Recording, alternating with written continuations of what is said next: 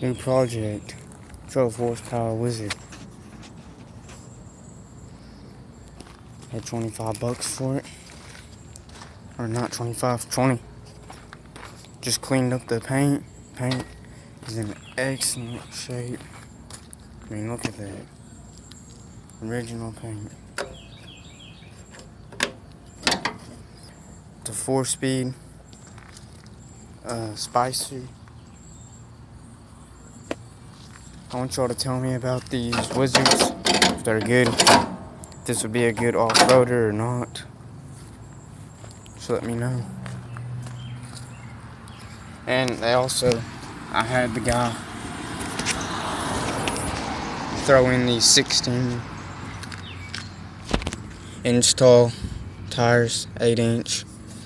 All I need to do is spin the extension mod, and these would be badass.